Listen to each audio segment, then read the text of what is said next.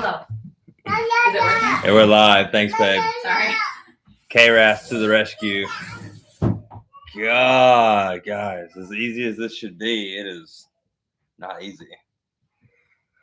All right, bear with me. We'll let a few more people get in here and start chatting.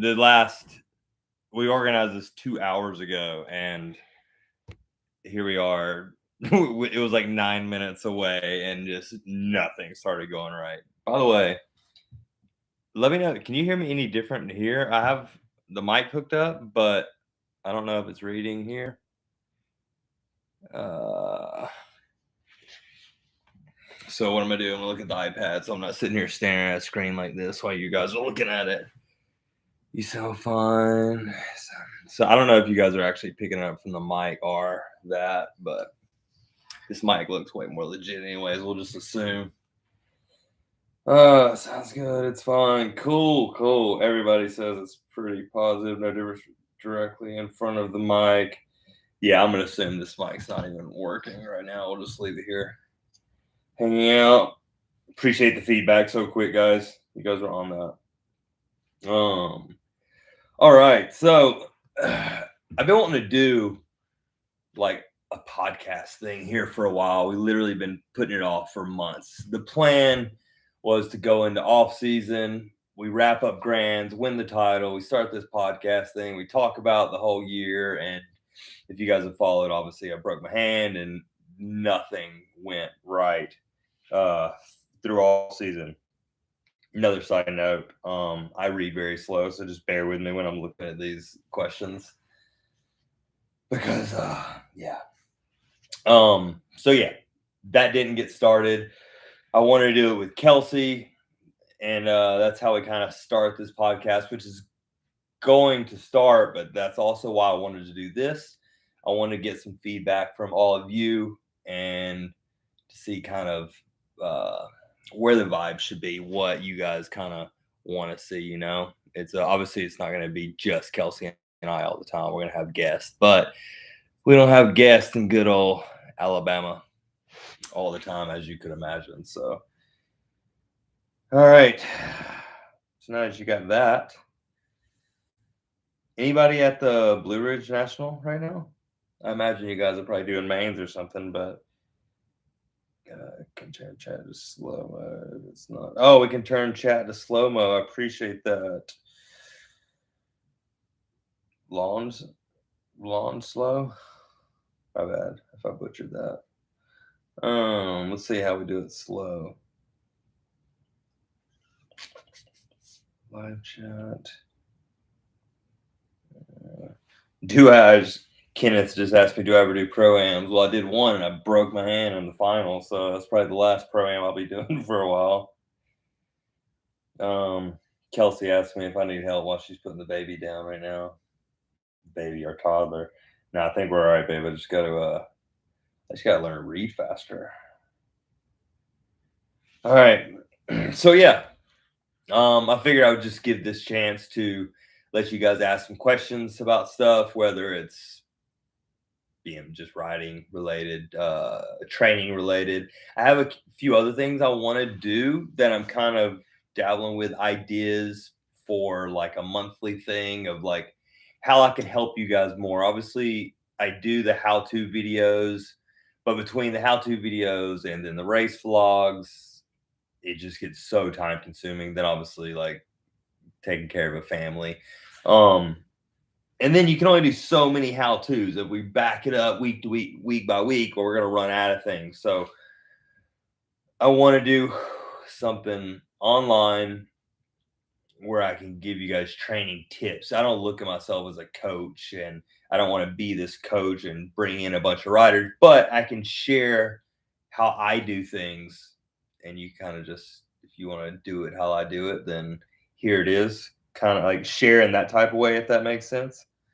But yeah. Sorry, I'm just rambling as we're getting going. First time, I want to do more of these. If any of you had a conversation with me before, you know I could just be a can of worms and just start talking sometimes. So figured if I get some mics and start doing some kind of podcast thing, we can I can just start chatting about whatever and chatting about BMX we all love, right? Uh, let's go for a question. Somebody asked about my Sawyer asked me about my metal sprint stand. Sawyer, I actually saw your DM on Instagram. I remember your photo. Um, it's just a block, dude. Just a metal block. I know it's easier just to weld one up and have something under your pedal. A sprint stand is a great start to do your sprints because that way you can sit stationary. But I can't recommend the sprint blocks anymore. I'm not like I don't have any like associate. I mean, obviously know the guy and know the product, but I push the sprint block not for any kind of sponsorship or uh no benefit to me, but I just believe in the product so much. Being on a stationary stand for your sprints, it's great. It's better than just trying to balance, hold your brakes and go. But you're always going to have a natural rock pull back on your handlebars. And as long as there's something under your bike's never going to have a natural rollback and it's going to lock you up on that first pedal. And I say that because when I did my comeback in 2020, that's all I used was stand.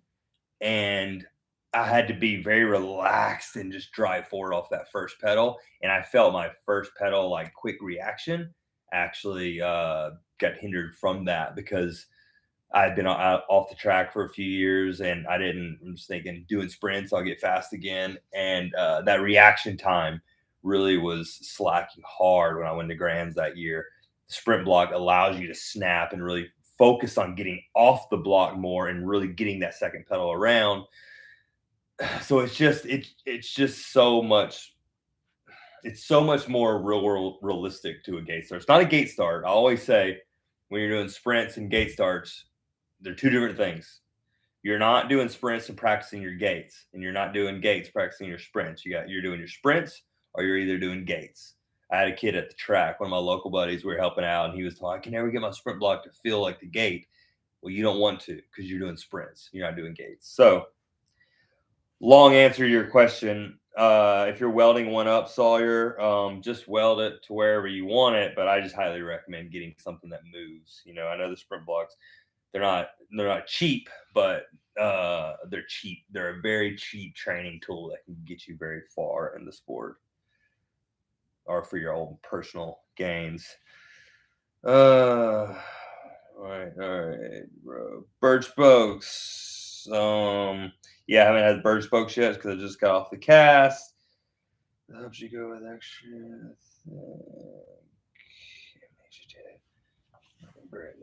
Sorry, man, guys, you guys are on it. I appreciate you all coming in and tuning in, but I have to learn how to keep up with these questions. Are you going to both nationals? And yes, I will be at both. I'll be at every Pro Series, Nate Farmer. I'll be at every Pro Series race. So if it's not Pro Series National, I will not be there. But if it's Pro Series stop, we're there. We're there to get points because the goal this year is to do it all over again, right? So yeah, we're out there to win and win as much as we can. Race day routine. Race day routine, that's kind of a hard one. I try to look at racing. I try to do all my training harder than how do I word this? When I train, I want to show up to the race.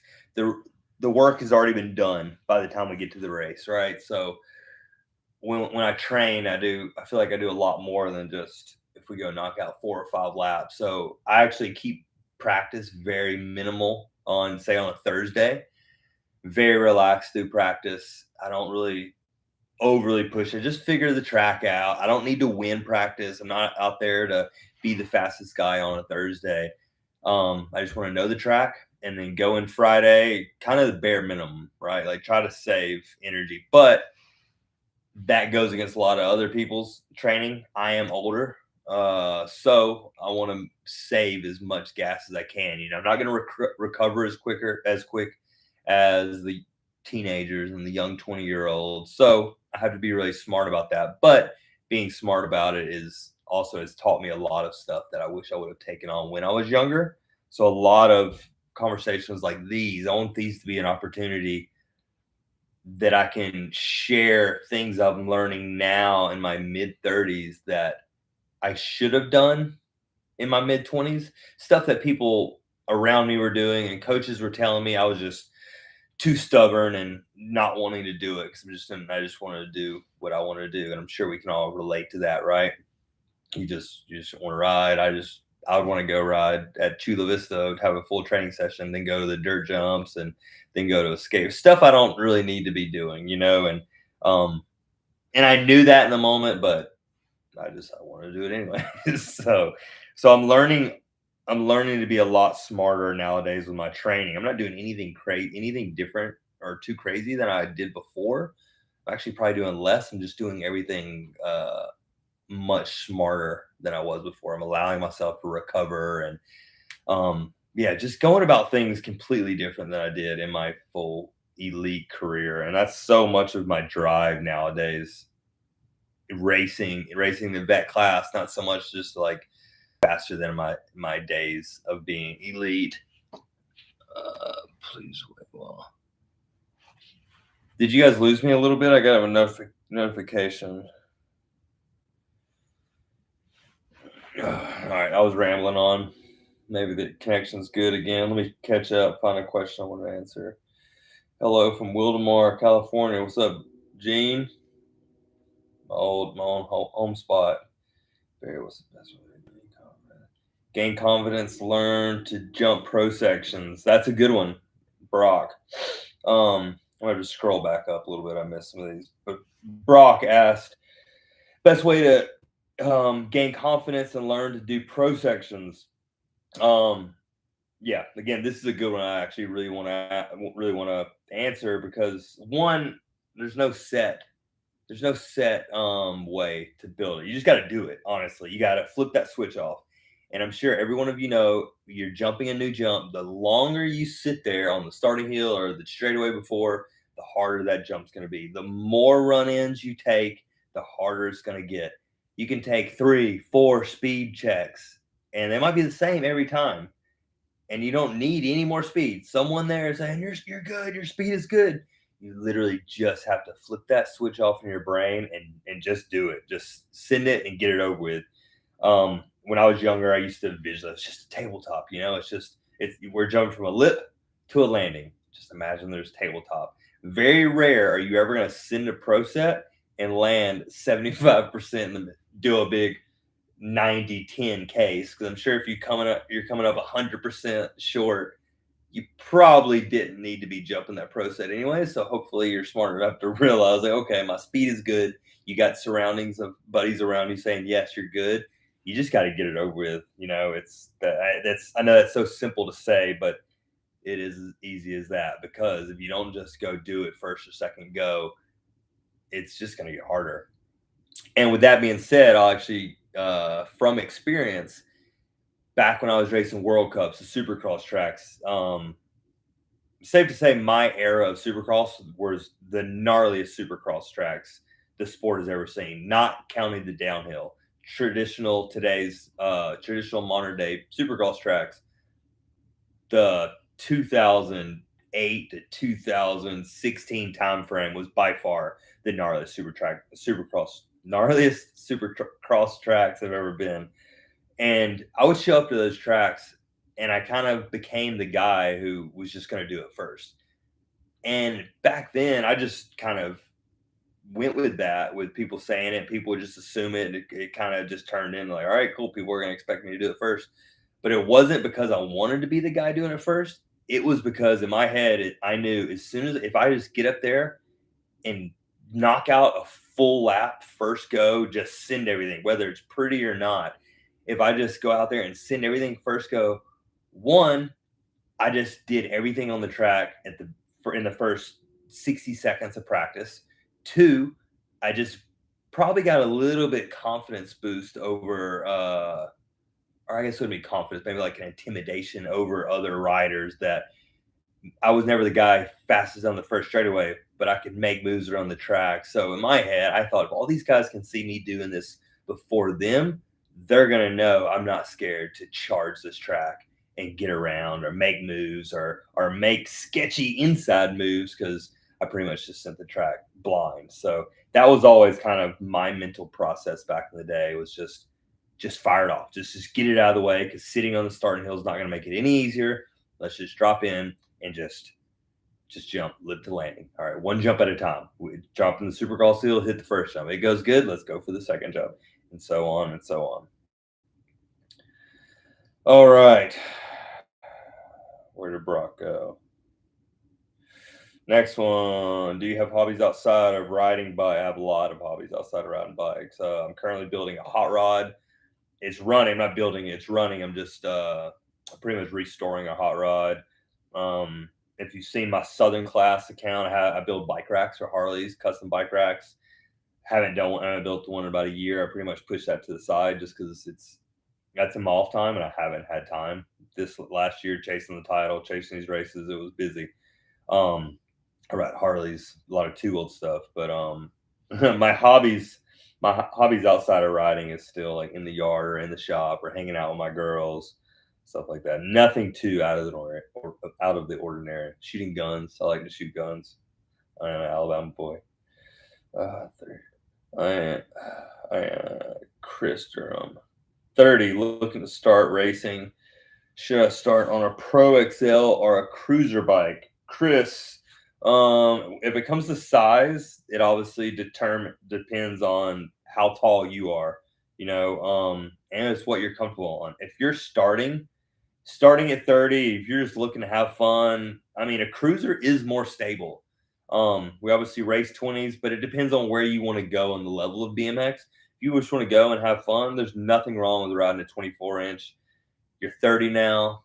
You're only getting older. You got life is important. I don't know if you have a family or anything, but a cruiser is just more stable and it's not going to be as twitchy. But again, there's so many factors that go in that. It depends on your goals, how tall you are, what you want to do in the sport of BMX. So yeah, feel free to break that down more and I'll get to your name again, I'm sure.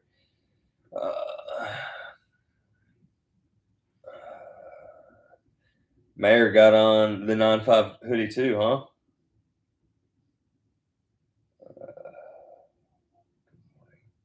Sorry, froze out. Who's your favorite rider?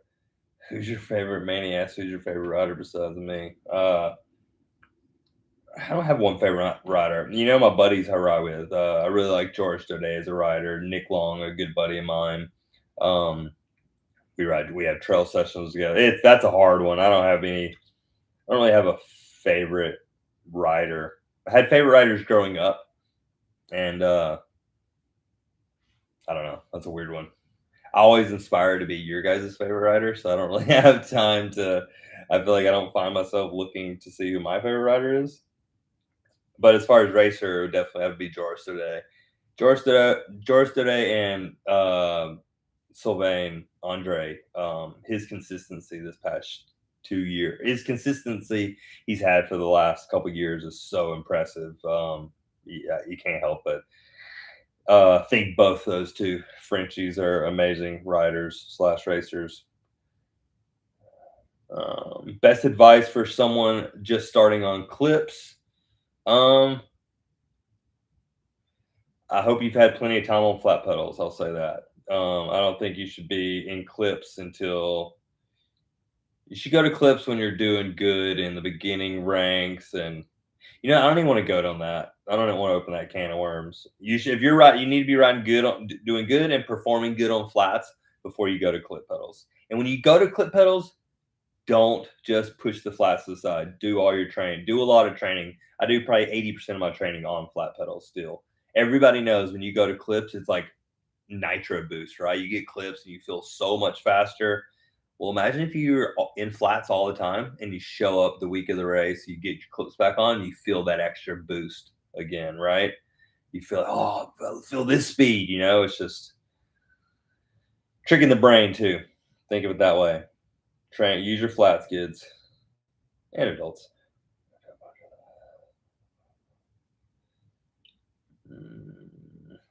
5, 5, 7. J Hill, 5'7" on a 20.5 frame. I highly suggest you going longer. I'm 5'6" and I run a 21.25 race frame. Uh, opens you up a little more, get your front end over the having your body over to the front more just allows your power transfer a little different on the bike, and then it opens you up. You're a little more stable. So yes, if you're on a 20.5 and you're 5'7", you could throw an extra inch onto that top tube.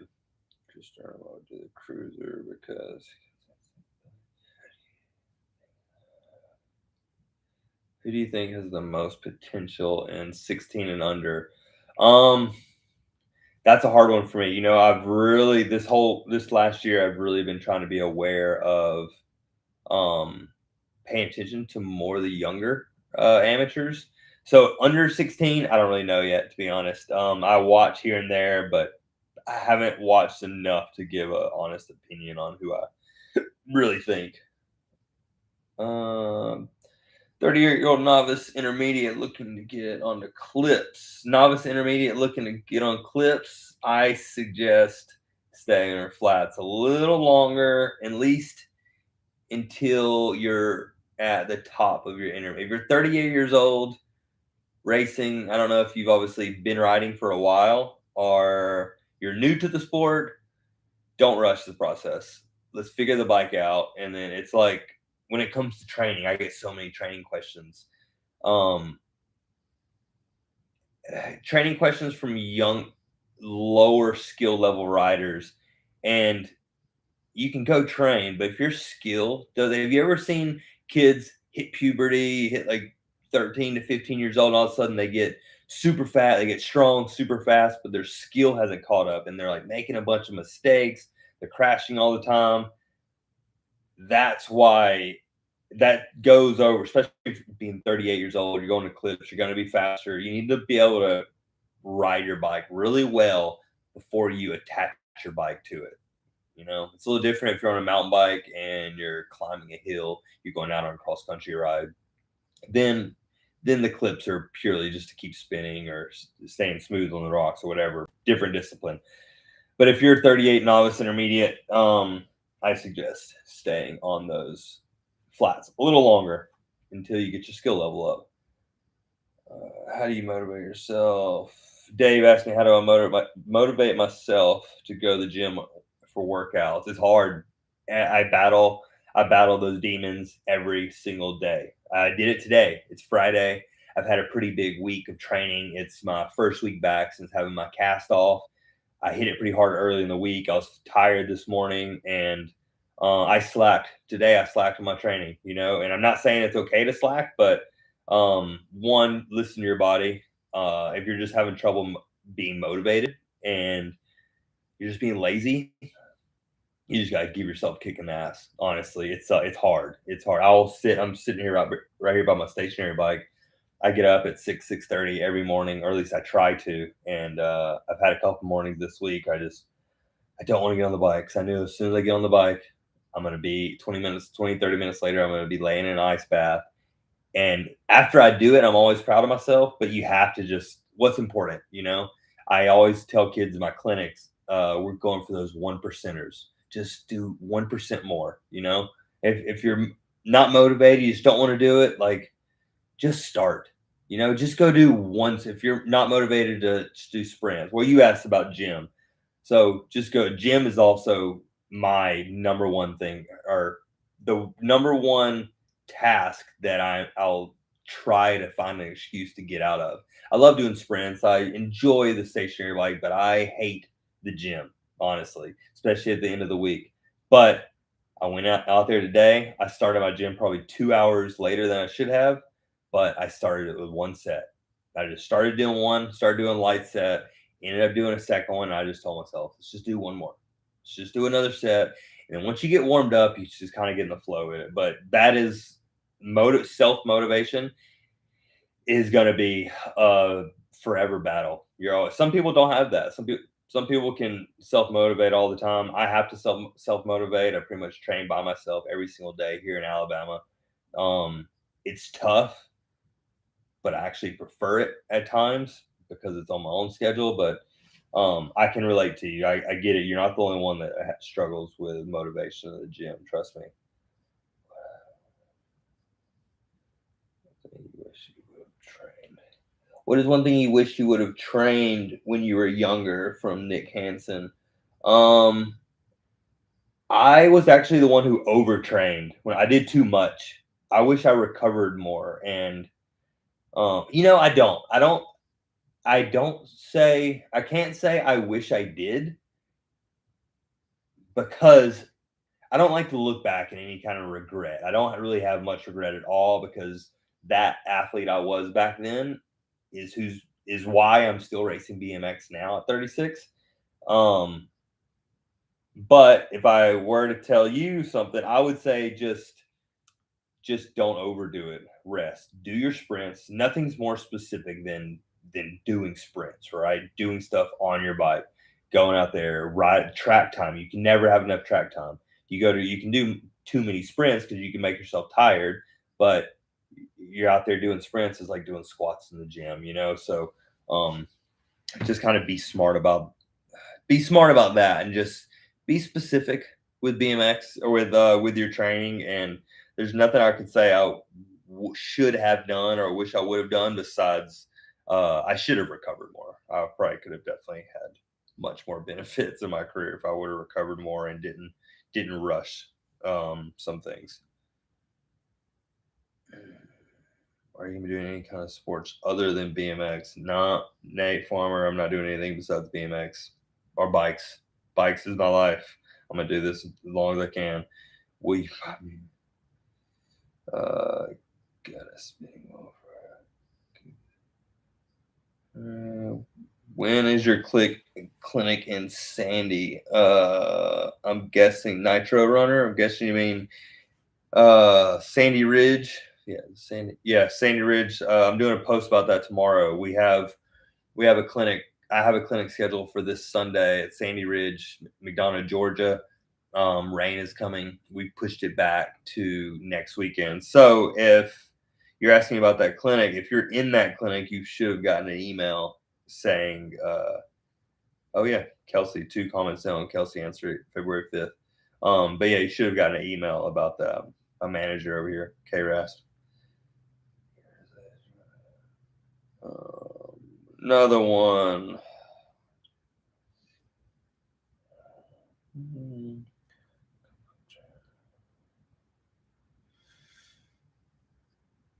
Every time I wear my 9-5 shirt, gorgeous women hit on me.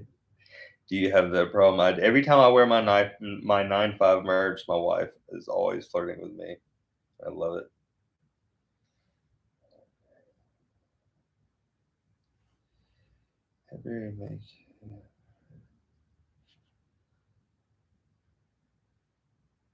Christian, sorry, I'm trying to find one. If you can do a backflip on the ground, is it safe to try that on the mulch without a phone? Okay, Corbin, that's rad if you're sending a backflip, but it's nothing like doing a standing backflip on the ground. It's actually much easier than doing a backflip on the ground. Quick tutorial. Doing a backflip. If you're gonna send it, my one tips, I'd say start with a foam or an airbag. Make sure you get it around. Just loop out a manual. Get your butt over the back wheel, pull like you're doing a manual, and loop out, and just keep your weight back. The flip just works naturally. What's your opinion on letting vet pros run cruiser in the elite pro ET pro class? I'm assuming you mean elite pro class. What's your opinion on letting vet pros run cruisers? And Donald, I'm not sure what you're asking there. I'm assuming you mean elite class, but if any vet who's racing a cruiser in another class is probably not really going to be a threat. So let them just do what they want. Not no hate on anyone, but for real though.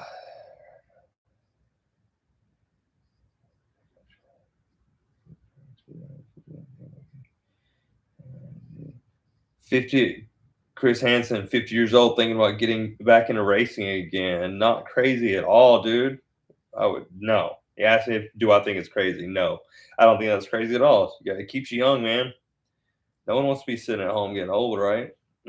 Just get out there and ride that bike. I plan to be riding a bike when I'm 50 as well. I don't know if I'll be racing, but hopefully by that point I'll be riding with Willow, coaching her. So I'll be out there doing it too. So if you're doing it at 50, it gives me hope.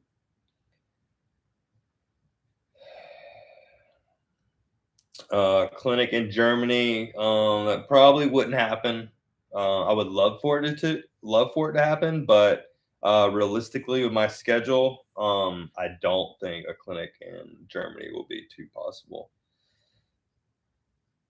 Colton, I have the IG questions saved, and I did that in case this live feed thing didn't really work out.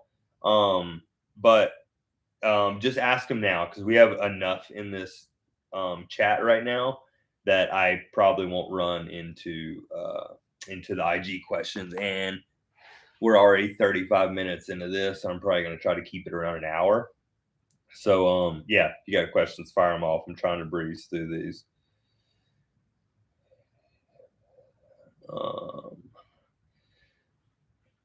Someone asked about a Pro XL frame. I'm 5'6" and I run a Pro XL Plus, Chase Pro XL Plus.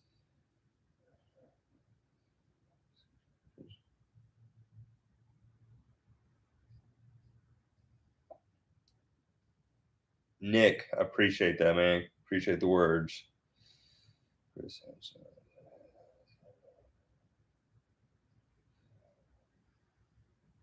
Sorry, guys. I'm just a slow reader. I have to just kind of breeze through these more. Training after coming back from injury. Honestly, I dove straight back into it. I got my cast off last Wednesday, and my hand was like, I probably had this much of movement. When they put my cast on, as soon as I left the room, like it takes a little bit for the cast to get hard if you've had cast before. As soon as I left the room, I started flexing my hand to give myself room in the cast. So I could move about this much. The biggest thing, the cast was pretty much protect those pins because all the pins were actually in my hand, not my actual wrist joint. If you've seen an x-ray of a hand, you got a bunch of small bones here. They actually pinned these two finger bones to those. So it actually never limited my wrist, but being locked in a cast for 6 weeks, that limited my wrist. So I have my mobility. See, like this is obviously my good hand. So I'm almost there, and then going back, it's like, it's a lot better, much better that way. So we're slowly getting to there. And then like, you can kind of tell. So it's a little stiff. So like when I pedal, it just kind of stiff, but I just dove straight back into training. My grip strength isn't 100%, so I can't, like when I'm in the gym, I can't lift and pull on as much weight as I would like to. But I can do sprints and stuff like that. The track is still pretty tender, but I'll be good by Houston. It'll feel good enough.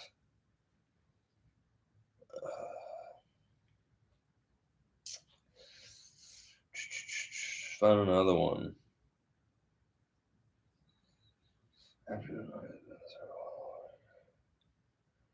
Ice bath. Kyler Reed.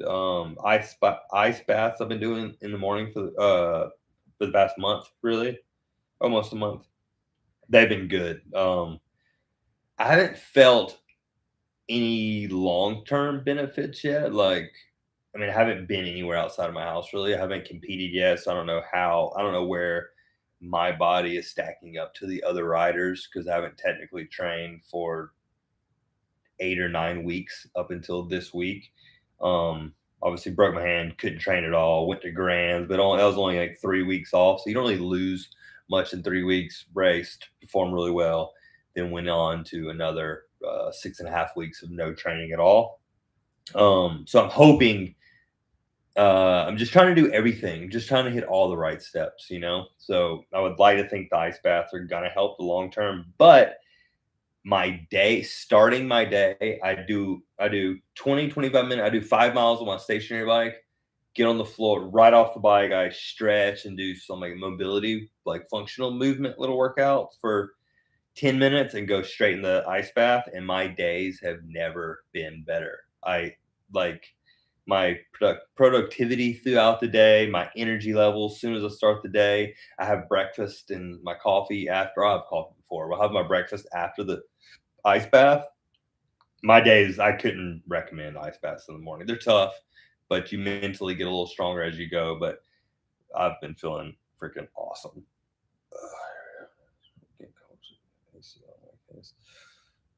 Colton M, ACL, 16 novice. Man, I did my first ACL at 19. I think I was 19, healed from that, came back the following year, tore my other ACL. They suck. Just once you're back, and depending on what surgery you had, once you're healed, you're healed. You can't use that injury as a crutch. You just have to dive right back into it. And just like in the pro set we were talking earlier, sooner you just get back into it, the better you're mentally going to be. Because if you're always thinking about that injury, it's going to limit you. So you can't just don't do that. I was, as soon as they released me back on the bike, I just went straight back. I didn't rely on my, that was one thing. I'm not saying don't use your brace, but if you think, I see people all the time, they tear their ACL, they have it fixed, and they wear a brace for the next 5 years or whatever.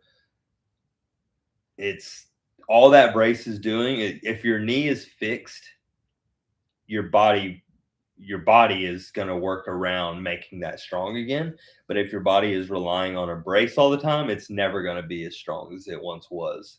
So don't rely on your brace. When you're cleared, you don't have to ride the brace anymore. Don't ride it. Because if you're going to fall and you're going to tear it again, normally the brace is not going to stop you from it tearing again. But again, I'm not telling you to do that. That's just what I did, and that's how I went about it. Just do with that as you will. Racing. Also Colton, I have a clinic at Sand Springs the weekend before the Hardesty Tulsa race in a couple months. But no, the clinic's not at Hardesty.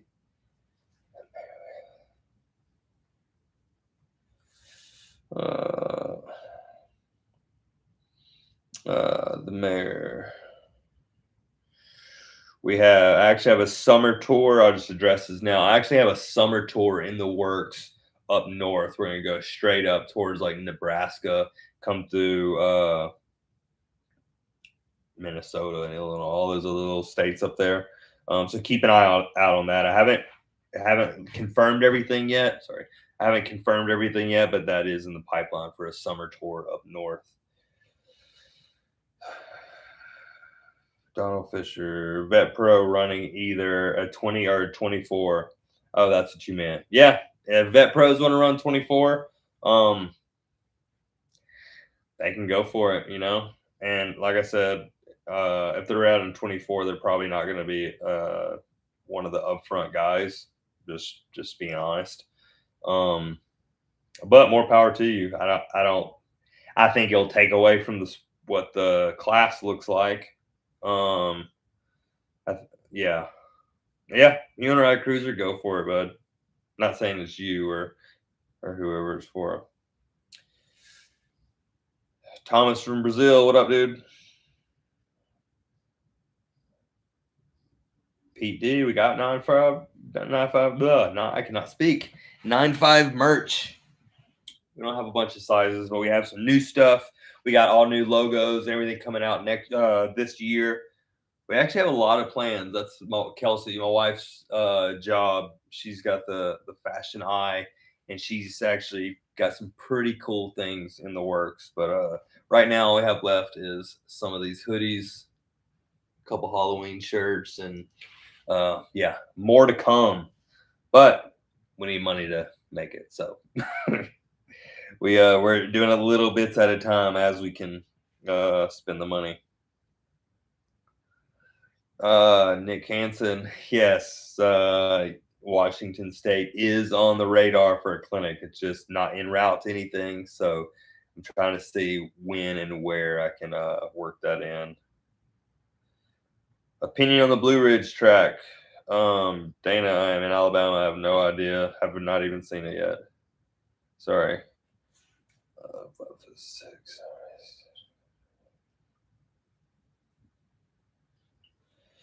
Bad Larry, 5'6", running 20.5.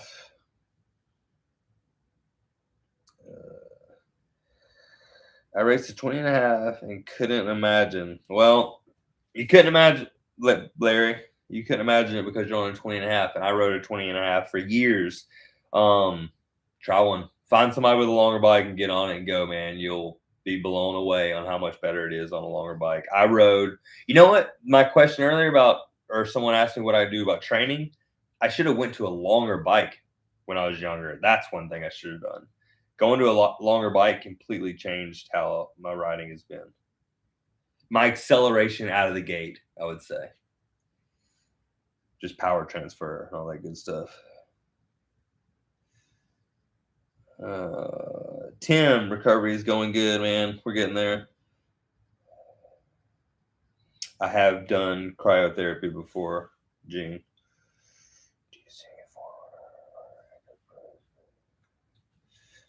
Robert asked if there's any former, former pros or maybe current pros moving up in the next couple years.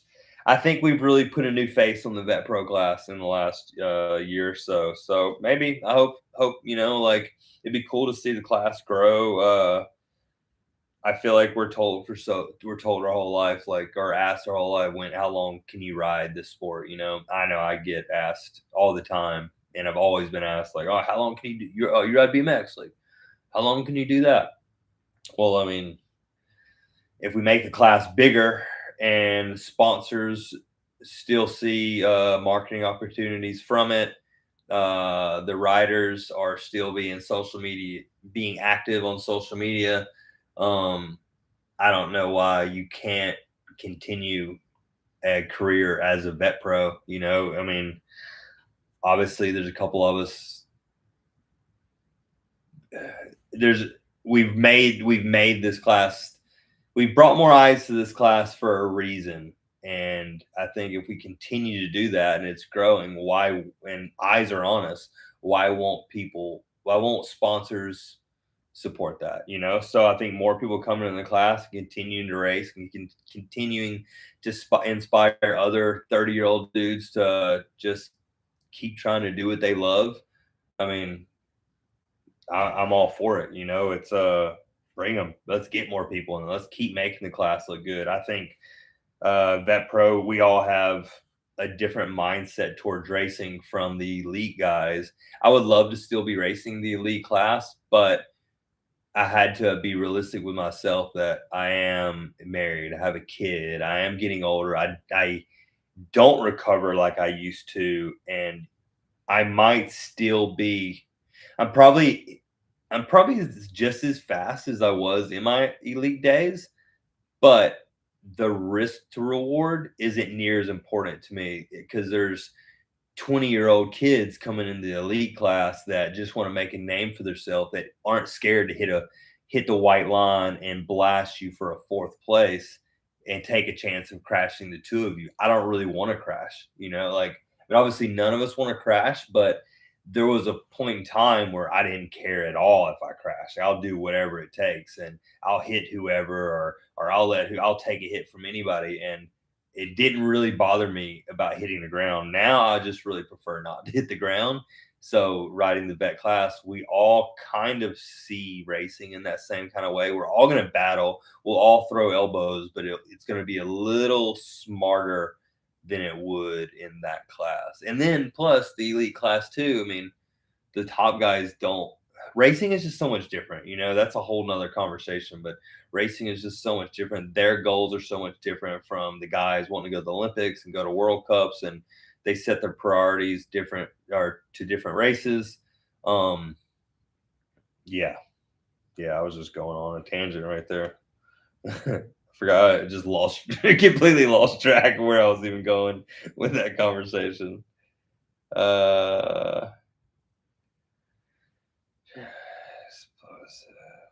Gym questions, I don't like to fully answer because I don't look at myself as a gym coach. And I mean, you need to be doing strength stuff and explosive stuff. Everything you need to be doing, you need to be moving fast. But depending on where you are, you need to build the engine. Like I never really lift heavy anymore, but I have a good base of strength from all the years. So getting older, a lot of stuff I focus on is keeping everything moving fast. I can't slow down, because if I start slowing down at my age, then it's gonna be hard to get it back. So, but at the same time, I don't have the gym knowledge to give advice with confidence. And I don't want to tell you something to go to do in the gym and it's actually completely wrong. It's going to make you slower. So that's where I'm there's a fine line between the talking about gym stuff, gym routines. Cascade Plunge and Joe. No, I never raced Cascade Plunge in Birmingham, Alabama. I did hear many good things about it though. Kelsey, no, Manny. Kelsey is not racing, but she is going to be the best BMX mom there can be. What did she say? Yeah, Willow is not. Willow likes riding. She pins it around the house, but um, she got out to the track. She actually rode the full lap of the pump track the other day for the first time, which is awesome. She loves riding her bike, but she hasn't really got the interest yet on the track. Obviously, I really hope she does as I get to the stage where in years where I am not racing anymore. I want to put the focus on her. She goes to any other sport, I just don't know it, right? So I can coach her. I know I can coach her really well in BMX, but any other sport, I'm just gonna have to sit back and watch someone else coach her. So obviously, I do hope she rides, but we're gonna expose her to give her options and to explore other sports if she wants to. But obviously, she's so deep into BMX. That's all she really knows right now. So hopefully the fire gets lit sometimes, but she's only 2, so she doesn't have to be fast till she's 5 and under at 5 and under world championships. So we got a few years. Blue, Blue Springs BMX for a clinic. Shoot me an email.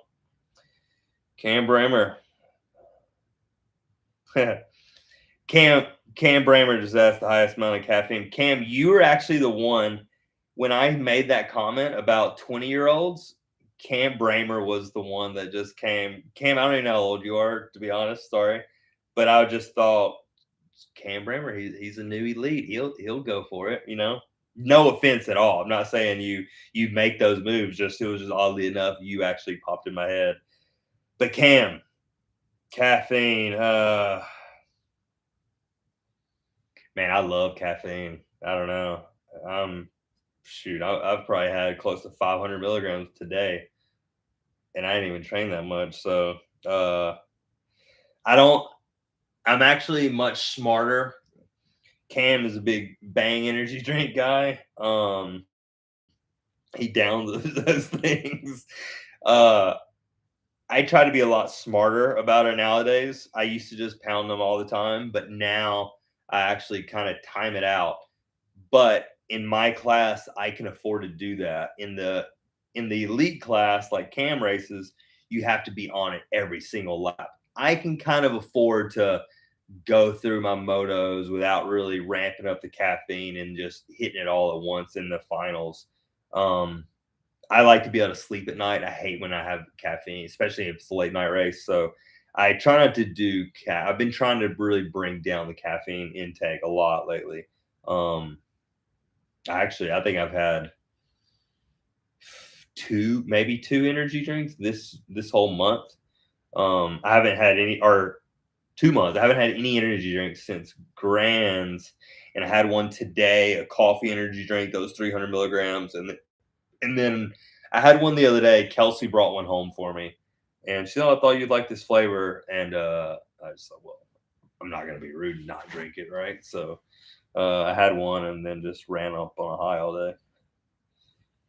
What we seen in Nashville? Yep, Music City.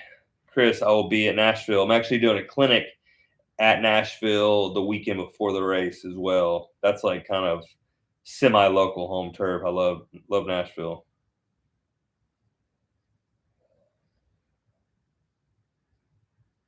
Hunter 615 has it been around BMX in 17 or so years, and I guess this live just popped up on his recommended. That's pretty funny. So, what's up, Hunter? Hope all is well, man. Still got here like just burning. Sure, this is asked. Do you think they should bring back Pro Cruiser? Don, nah, there's no reason to bring back Pro Cruiser. It was cool. I mean, if they bring it back, I can't be the reigning champ anymore. But no, it's just not. I don't think it would ever be an interest for the pros anymore, especially the elites trying to have Olympic focus. And I think that's kind of why it faded out.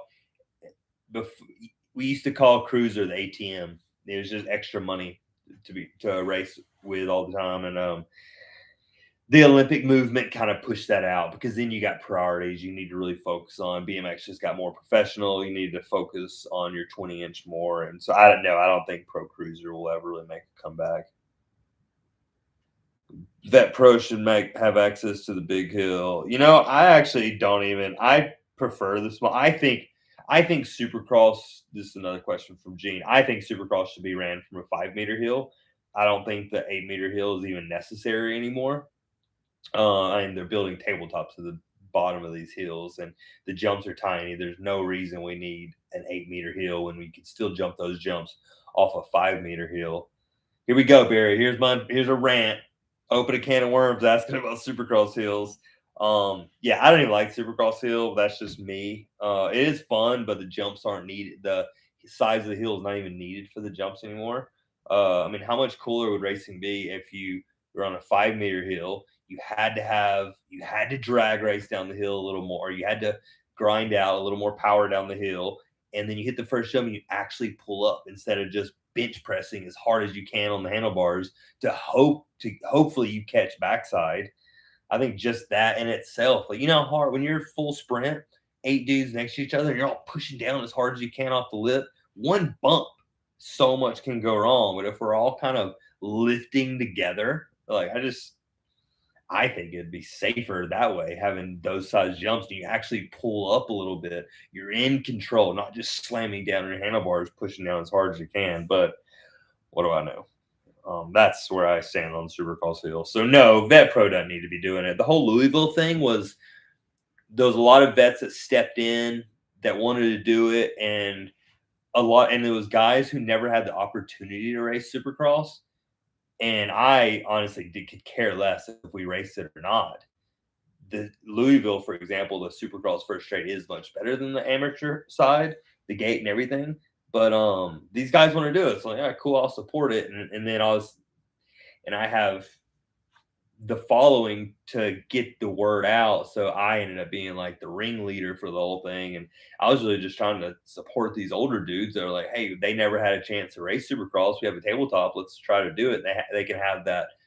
They can fulfill that. I race Supercross. I think that would have been cool. So that's what sucked about the whole Louisville thing and not being able to run it. And then how they told us no. It was just kind of a weird thing. But yeah, I don't think we should ride off the big hill at all. A lot of people talk about it, but there's a lot more people that talk about it than the guys who actually care to do it. So, but if dudes want to race it, cool, I'll go up there, no problem.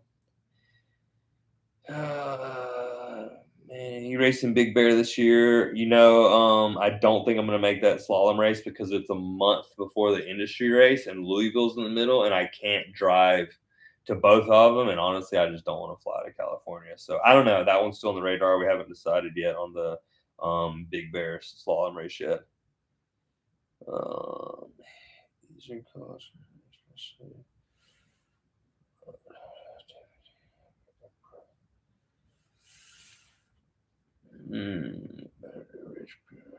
Is it a bad idea to race clips on cruiser but flats on class if I'm still novice? I don't even know. Just ride flats, Eric. Don't. I just say ride flats, man. If you're still in the novice class, not quite intermediate yet, just ride the flats. It's only going to make you better if you're in that class. I imagine you haven't been racing very long. get the skill up. Get the skill up. Be very fine tuned on the bike before you clip yourself into it.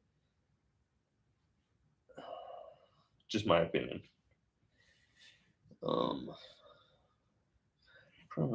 We're talking about cranks. It's Jack Baker's birthday. Happy birthday, Jack. Cranks. That was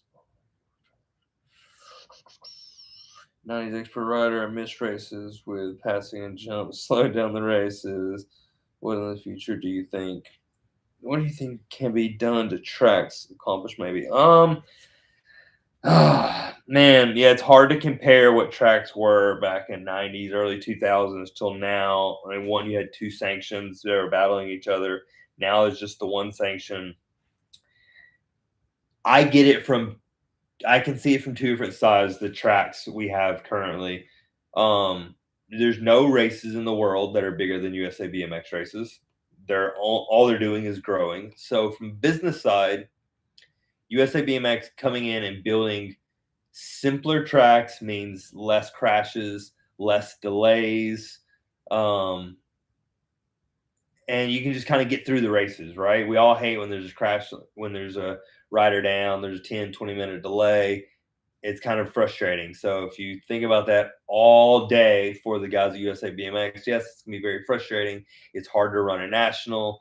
And as big as these races are, we can't afford delays. They're doing main events at 8, 9, 10 o'clock at night.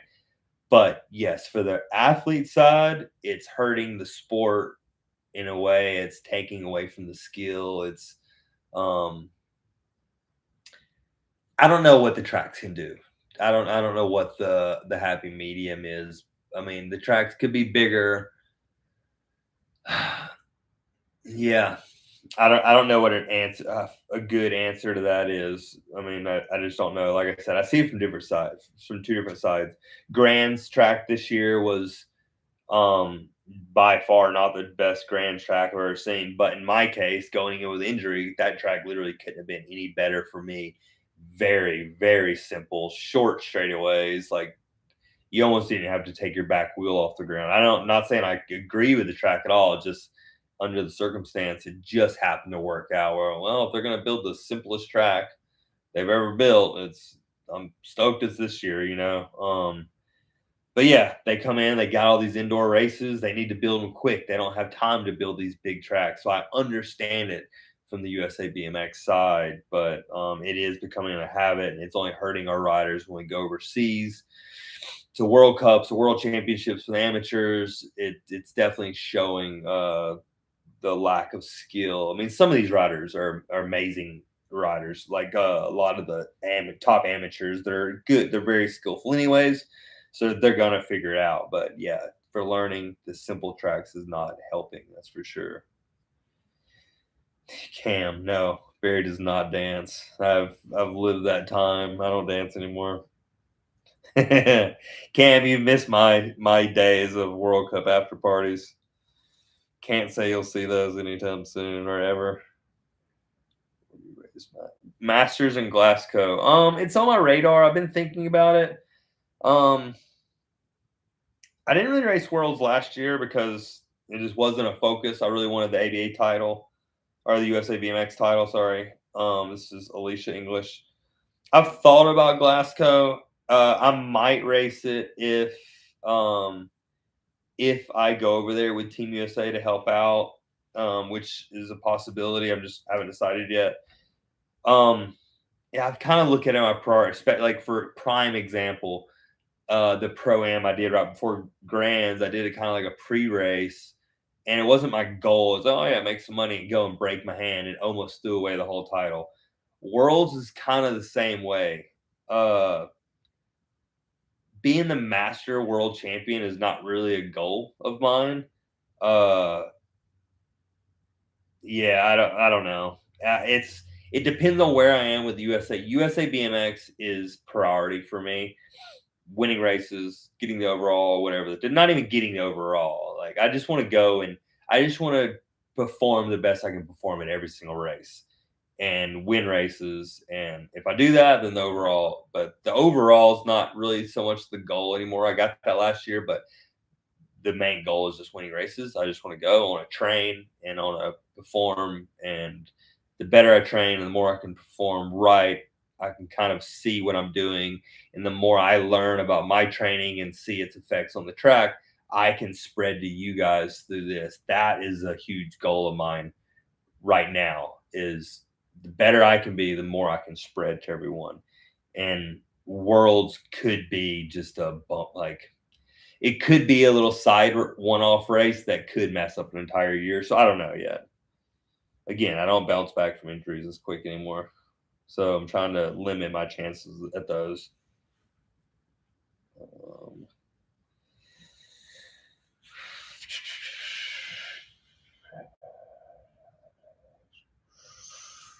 what we got? Sorry, I'm scrolling down. What skill would be more beneficial, jumping or manualing? Both. Both equally as Sawyer, equally as important. Learn your manualing, learn your jumping. You can do them both at the same time. Play with both. You need both skills.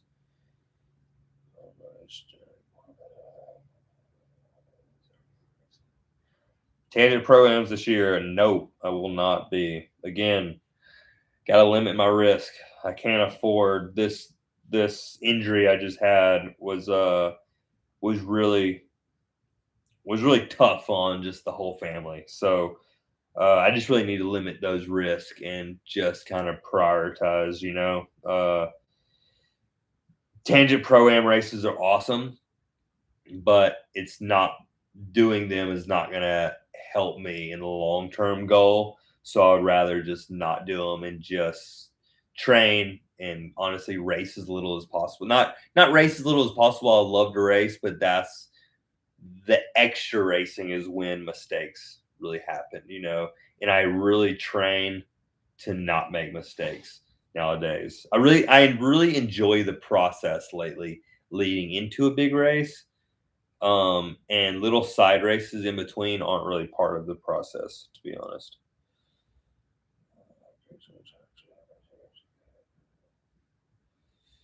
BP53 TV.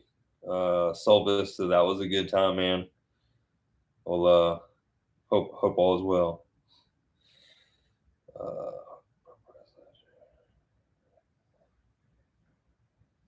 Sorry.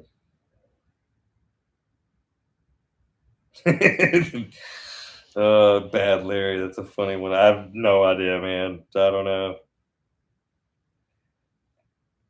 That's funny. With Larry, with the level of where BMX is, I don't think, and the testing with World, I don't think, I don't know. I don't think that's the thing. Like, yeah, I used to hear stories about like the '90s dudes, but yeah, I don't know too much. Can you imagine?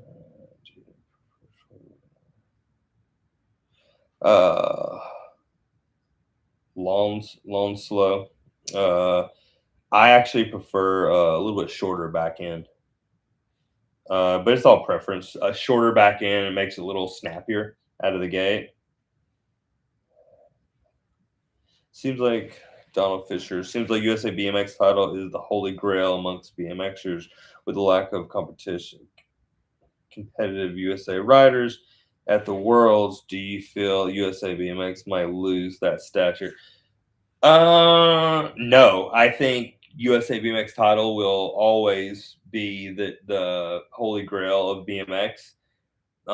You say that the lack of US riders, but they're still great US elites. But all these foreigners come over from other countries, they come to live here. I look at those guys, if you're living here, you're just as much of an American, obviously not on paper, but you're just as much of an American racer as the actual American riders. That's how you get fast. Racing here in America is what gets you fast. So guys coming over here, they're probably already at the top of their game.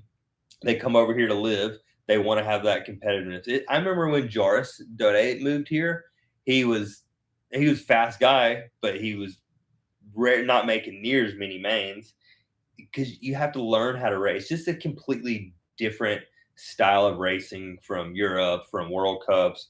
I think it'll always be number one. I don't see anything taking priority over. I mean, World Cup is huge. World Cup overall is huge, but I don't think anything will ever compare to winning the USA BMX number one elite title. That's going to be a hard one to beat because, yeah, I don't think it's US slacks as riders. I just think it's just there's a lot of people moving here now, and it's just earlier in years and years ago, it might have looked like USA was priority, but there's just not that many foreigners. There's just more dudes over competing. We all ride together. We all train together. In my eyes, they're all, if you live here, you're just as much an American racer as anybody else.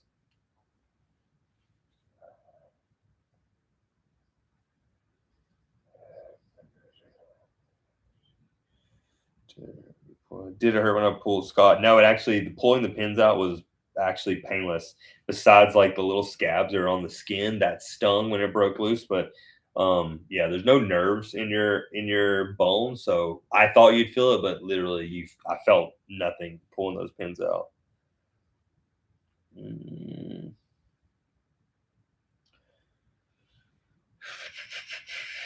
All right. Dang, I actually called up to the end. Cam, you got a pickup line? You would ask that. No, I don't. Look at my wife, man. You think I need a pickup line? I didn't even need one for her. Retired with that one. Cool, got it. See ya. All right, what time are we at? We are over an hour. All right, guys. I almost wish some of you could just chime in and talk. So this is rad. Dixieland National. I might come out for that, Chris. Anyways, I'm gonna stop asking questions or answering questions because I need to start wrapping this up. So yeah, this is obviously gonna stay live, or it's gonna stay as a feed. You guys can watch it. Please let me know in the comments what you guys want to see. I want to turn this into more of a podcast thing, but obviously I don't want to sit here and have to read these questions to you guys the whole time. I want to keep it engaged, but again, having a guest is kind of hard, right? But we're gonna do the podcast. We're gonna do this BMX talk. Something I want to talk more BMX and be helpful in some kind of way. Again, like I started it, I can only do so many how-tos. What's up, Mama? You gonna step in? You gonna make an appearance? No, we're definitely not. The manager just walked in. But yeah, so I want to do more of these. The how-tos. I have a list of how-tos I want to do, but I don't want to hit you guys all just week by week. Obviously, you guys would love that, right? But I need to actually extend it out and make my channel last for a little longer than just a year of a bunch of videos that think, oh, what do I do now?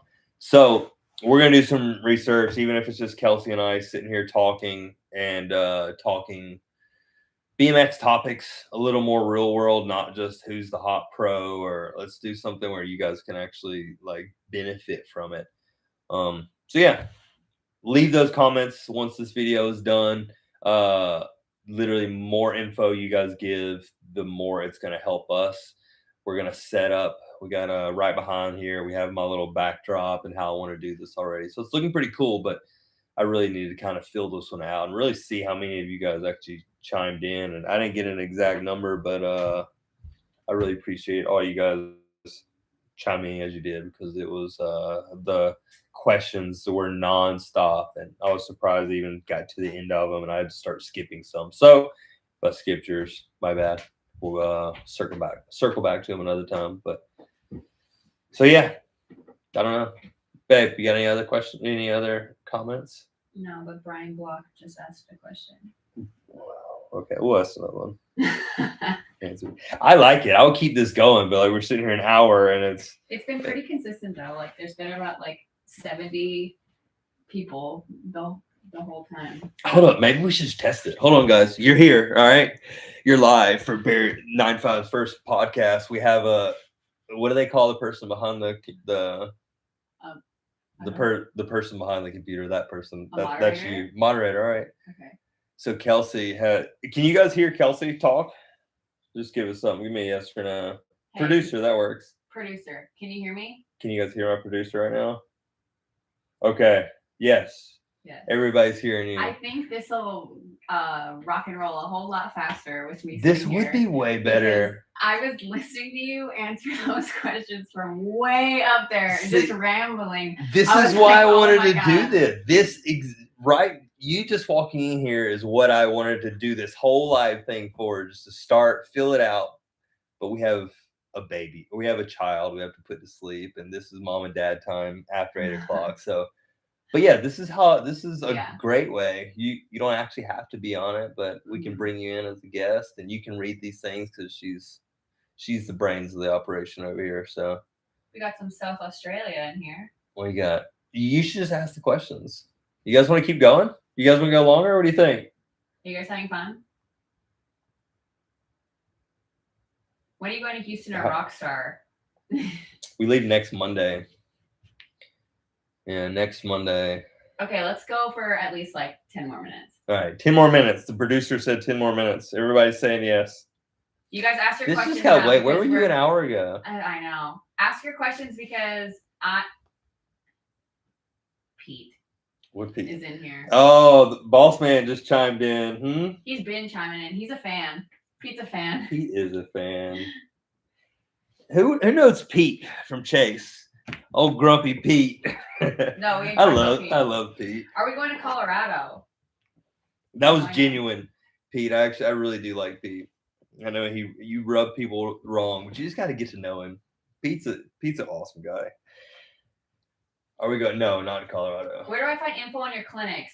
The clinics will be posted I don't on. think you got to talk that loud. Oh, Thank you. I have a headphone in.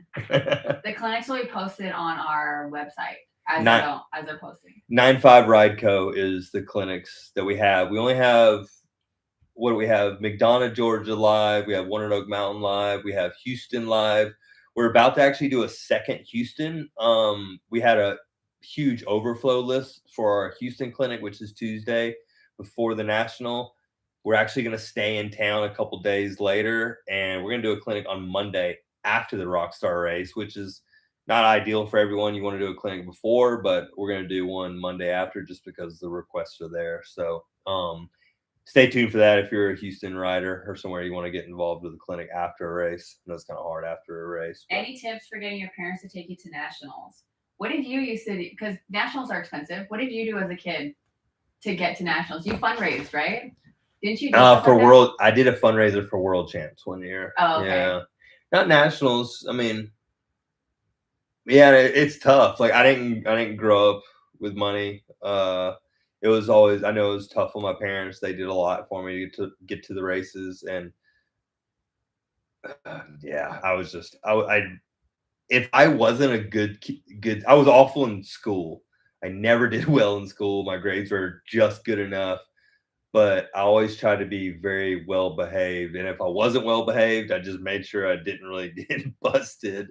And I only say that because, I mean, it's just how kids are, right? I didn't do anything where I was really going to jeopardize my riding because that was my punishment. I remember vividly, we had a race in Louisiana and I got in trouble about something the morning of leaving. And it was the one race my parents were like, we're not going. And literally started unloading the trailer and I just lost it and we ended up going. But that was the only time I really got in trouble and they said you're not going to race. I just made sure I was a good kid because if I wasn't good, I couldn't ride my bike, and riding my bike was my outlet. The major keeps asking, what track would you do a clinic at in Minnesota? If we're gonna go that far north, we're gonna hit a bunch of them. Yeah, we're gonna do a lot. I think I have like 5 on the list of Minnesota right now. So don't worry, I'm sure we're gonna be hitting the track very near you. For sure. Very near you. We're coming to you. Yeah, nearby. What about the Northwest? Probably not. Northwest, like even for Washington has a big, so when I planned out my clinics, I try to plan my clinics around races just because it's a lot. We're on the road so much as it is, and it's not cheap going to these races. It's not cheap travel, especially in my big van. It's not cheap to get it on the road. So if I can link these clinics around track, link these clinics at tracks around races, then it makes it more feasible. I'm able to hit more tracks, and then I'm at home with my family. I really love my home time. As social as I am at the BMX track, at the races, when I'm home, I like to be in my. I don't even leave my driveway too much when I'm actually home. I really enjoy my family time and my time with my girls. So obviously they go everywhere with me, but I want to have time at home. This is a long answer to the question, but yeah, I just want to have my clinics around those races. But when I do my summer tours, like I did last year, my summer tour went up Illinois through Ohio, Pennsylvania, New York. I did a big loop.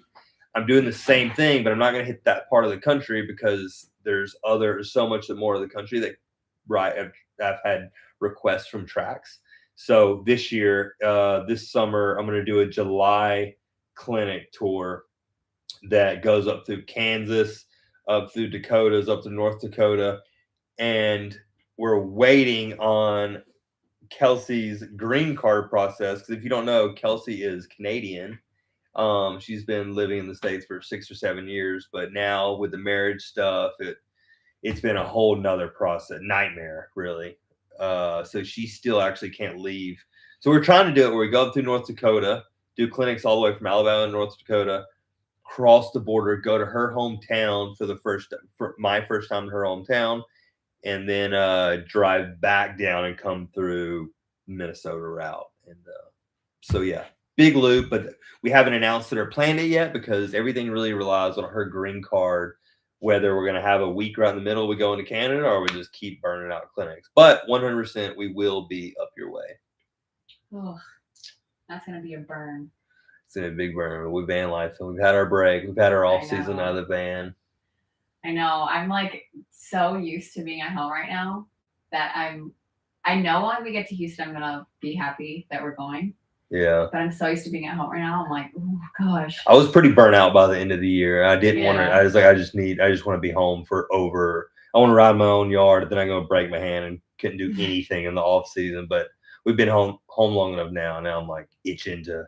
I'm excited to get back in like the vibes and seeing everything. Yeah, yeah. I like my task is I've kind of just slowly taken the role of when I got on Chase, it wasn't to set up the pits. It just slowly kind of happened. And now like that's my jam. So now we got a trailer out there. We're eventually going to start taking a trailer. I would love to have this huge like supercross setup where it's just like, bam, that's the where you want to be, you know. that's the future goals. But I want to have it like an RV, you know. The Willow trailer. Yeah. Willow race trailer. Are you chasing the title again in 2023, Barry? I am. I would like to do it again, but like I said earlier, I enjoy the process. I like winning the races more than the title. You know, getting this title. I did it 10 years ago when I got my cruiser title. You get the title and it's like all this hype. There's all this hype all year, and then you get it and you finish it. And then it's cool. Don't get me wrong. It's awesome feeling. It's really cool, but I enjoy winning nationals more than I love winning grands. Winning the main was awesome. It was like, hell yeah, still doing it, especially with my hand. But you get the title, I'm like, well, now it's done. You know, like the goal is to get to grands all year, and you win race. All right, cool. We got these. That's a 6 race, 7. We just maxed out our scores, and then you win the title. And yeah, I feel like you say this right now, like because you genuinely feel that way. But I feel like once you start getting into the flow of things, oh no, I want to. You're gonna be like, oh yeah, that's just mine. No, I want to win it again for sure. I want to win. I would love to win. There's been a few guys that win 3. I want to win it this year. I want to win it next year. The motivation there is not any lower than it was before. I want to keep winning. But what I was just saying was I want to win each race more than I want to win the overall, if that makes sense. Yeah. But winning each race, the overall comes with it, right? So it's like I was saying earlier about training. It's just I'm really liking the type of athlete I am now, like without the distractions of wanting to go do dirt jumping or wanting to do mountain biking. I still like doing all that stuff, but it's like I finally checked it off. So now I'm just like, let's just see how fast. I enjoy the process of training more than I ever have in my entire career. I can see Because that too. yeah, it's just I did two rides yesterday on the stationary bike, and I'm like, I just wanted to go sweat. I wanted to get my heart rate up. I just wanted to train, It'd which be is cool different. watching you get into like a routine where you're like, you wake up and you just strive to do it. Like you just like, I want to do this for my body. Yeah. Like every single morning, I know you talked about it, but every single morning, like we get up a little bit later than Barry, and he's in here stretching after his bike thing that you do, and then you get in the ice bath, and then you start your day. It's been cool watching. It's just I just feel so good. It's motivating to do it the next day because I know how good I feel, and I don't really drink anymore. I mean, in my 20s, like I partied and all that, and I partied, or I was in back pain from like lifting heavy. I don't really drink anymore. I don't lift heavy anymore. My body feels better than it. My body feels better now than any of my 20s. And so yeah, I just love to really enjoy training lately this past year or so. Someone asked, how many BMX trophies do you have? Go watch the YouTube Yeah, video. gotta watch.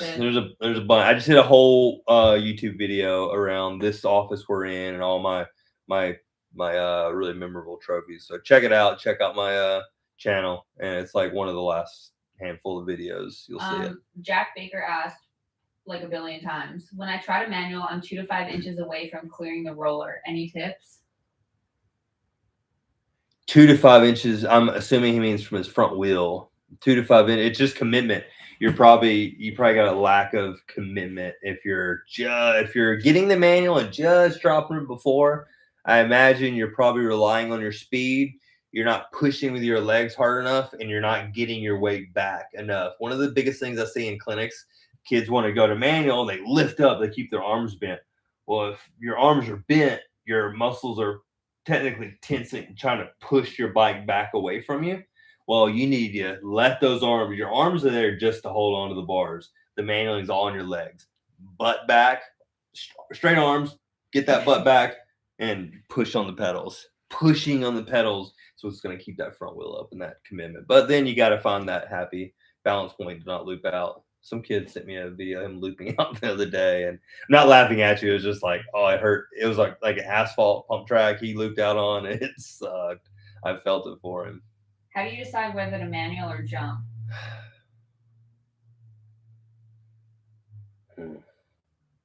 Normally, tracks nowadays you just manual. You keep the back wheel down. It's normally faster. That's a hard one to answer because it just comes down to the speed. Normally, technically, a manual should be quicker because you can you're pumping the middle and creating more momentum through the middle of the jump. When jumping, as soon as you leave the ground, you're obviously just waiting until you get to the landing. So if you can manual the jump, normally most of the time that's quicker than jumping it. Give me another one, producer. Anybody have any more? Oh, we're it. Maybe that's a sign. South Dakota. So which one we have one in South Dakota? Which one? No, they were talking about Rapid City, I think, right? But that's still kind of far. No, we're doing North Dakota and Minnesota. Yeah, I want to say the highway we go goes right up the east coast of. Somebody look at a map. Look at a map. We'll have one. There's a city. There's a city just on the east side of South Dakota. I'm pretty sure we're hitting. It's right on the tip of my tongue. I just know it. Is it Rapid City? Sioux Falls? Is it Sioux Falls? Maybe I was thinking Fargo. Maybe you're right. I think you're right. We're not going through South Dakota. Sorry. Well, we kind of go to Fargo, right? So we go by Sioux Falls. I think we're going up to Iowa. Is that Des Moines? Is that how you say it? Des Moines, and then up to Minnesota. Then we cut across to Fargo. Oh, so we go Des Moines, That's the route Minneapolis, Fargo. Yeah. Well, Sioux Falls isn't far from Fargo, so if we do a track in like Fergus Falls, then All we can right, drive there. hang on. New poll. Since we've had about 10 minutes to this, what do you guys think about this style compared to how we did it the first whole hour of me just trying to learn how to read as I go? Pete, don't answer this. Yeah, Pete. Yeah. Not asking you. Love it. I think this plays a lot better. Website address for clinics. It's 95rideco.com. More mama. Thanks. Yeah, sick. Okay, cool. This is actually, I know I said already. This is what I want to know. I want to know if this worked. If people like me or In not. this work. I know they like you, but this works. Because you know what? I don't know how many moms are out there right now, but you guys tell your moms, because I brought Kelsey into this sport not knowing, like, my 2020 comeback. She had zero knowledge of BMX racing. And I mean, obviously knew about it. Idiot. Complete idiot. No, she was such a newbie. So, and this girl's more of a BMX fan than I am nowadays. She is a hardcore BMX mom. So I think there's moms out there. Well, I say that because I want to do a podcast, a proper one where you're in front of the camera and it's me and you talking, because I think moms can learn a lot from you, because obviously I've thrown you straight in the deep end with BMX. I mean, your first race was Grands. How much did my mom try to warn you about how crazy Grands was, you know? Yeah. And you got through that like a champ. And I had a newborn baby. Oh my God. I had a 2-month-old. I know. My first BMX race. Crazy. And I had a 2-month-old. That was wild. Fairball is on the radar, by the way, the major. He's asking. Oh, yeah. That one is on there. Yeah, that one's on there. Yeah, I don't know. This is fun. I would sit there with you, but I look like trash right now. Guys, we have been trying to, like, I started. I don't know. Did you hear the beginning when I was talking about we got all this podcast stuff. I invested the money. We're going to do it. And I wanted it like right after Grands. We're going to talk about it after Grand. We're going to sit down. We're going to show off our new podcast right at the week of Tulsa. And guys, I bought so much crap that I've just been not crap, but I've been looking at for 3 months, and it's just like, we have to just do something. We just have to start. It's like the motivation question earlier. You just have to start. How can I train in the winter? Oh, we get low on battery. No, winter stationary. It's a Wahoo kicker. I'm actually really enjoying this stationary setup I have. I think you're like glitching out. Yeah, the battery's getting low. Might wrap things up. Do you want this? During the winter, enjoy, have some good recovery, let your body rest, because sometimes we're limited. I'm in Alabama. It's not too cold, but it is very wet. Does this reach? Kelsey to the rescue. Oh, we can just adjust. We'll wrap it up in just a few minutes. Okay. Just so you don't adjust the laptop a little bit. Oh my God. She's plugging me up. There we go. That should be a little better. Kind of a cooler view this way, anyways. Get the producer her own mic. Yeah, I know. She actually has her own mic. Where? I'll put it over there. She's got one. We got two. It's We just weren't anticipating doing this tonight. Yeah, this was kind of random, but it worked out good. This is what I want. This is what I want to be doing. This is what I want to do with my channel. I mean, we could just kind of scrap the whole podcast idea and just do YouTube lives every Friday or once a week. What does it have to be? Yeah, live is easier. I feel like it's kind of more of a it's like more of like a personal thing. Like we could talk to people and stuff, you know. When you listen to a podcast, you can't like talk. And when we're done with this, we're just gonna load it up anyway. Yeah. And there's people who are gonna say, "Oh, Barry uploaded a video, and it's an hour and a half long." I'm not watching that. Yeah, but it could be just like same podcast style. You set it up, or you listen to it in your car or whatever. But we have the engagement through other people, like asking questions. We filmed podcasts before, and we just eventually we sit there. We don't know what to talk about.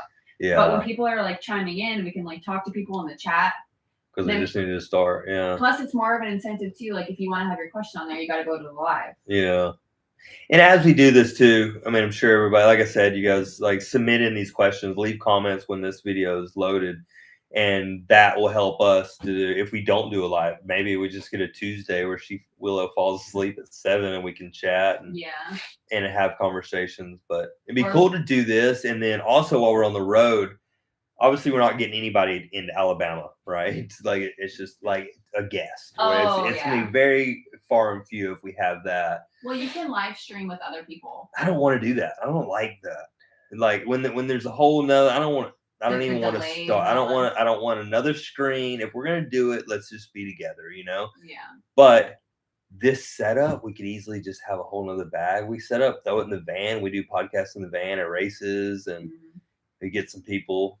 Okay, we're getting in over our head with that. Let's just start doing the live streams. I know. When we get I'm just putting that vibe out to the universe. You guys be in my universe to see see what sticks or not, you know? Yeah. Someone said they would prefer live streams rather than podcasts. There we go.